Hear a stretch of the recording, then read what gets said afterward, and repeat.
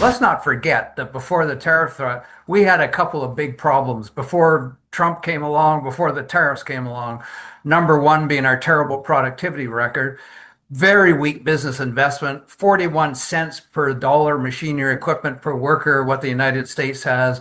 We got all kinds of obstacles in our domestic market. The federal and provincial governments have struck down a few domestic trade barriers, but there are many, many of them left. We got a tax system that coddles small businesses, gives them incentives to small, and the two have to come together. We can't take on the rest of the world, start trading around the rest of the world, displace imports in Canada unless we fix our own productivity. One of the categories the Prime Minister's office has flagged in this new economic model is creating excellence. Well, guess what? A large part of that comes from our universities and colleges. Almost every university in Canada is in financial stress, heading for huge deficits. They're cutting back. We've had a reduction in the number of students.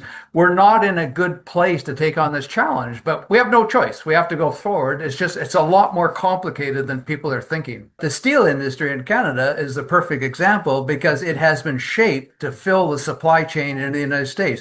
We do not even make a basic steel product like a structural beam in Canada. Our automobile industry is another good example. Canadians buy a couple of hundred models of car, depending on what year you're talking about, 10 or 12 car models are made in Canada. We are again making them to export, and that was a good model in the previous trade environment.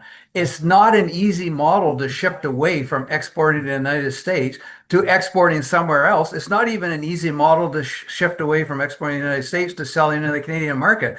If we're going to say to Canadians, well, you're only going to buy 10 cars, I don't think they're going to like that. So they're still going to have to import a lot of cars. The rest of the world's not going to say we're going to buy something because we want to be nice to Canada. They're going to buy something if we offer something high quality at a low price. And in order to do that, we have to have a high level of productivity. We have not had a high level of productivity in Canada for a very long time, and we've been slipping vis-a-vis almost all the other countries. And this comes back to it.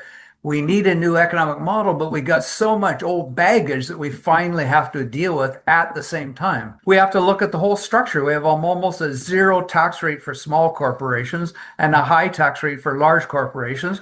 We give a 15% research tax credit for big corporations. We give a 35% credit for small corporations, but they don't research as much. We have to change all of that. We have to make everything much more growth oriented, and we should have done it 30 years ago. But it's the old proverb about the tree. Unfortunately, we didn't plant that tree 30 years ago, so we better do it now. But it's going to be more difficult and it's going to take a longer period to see the results.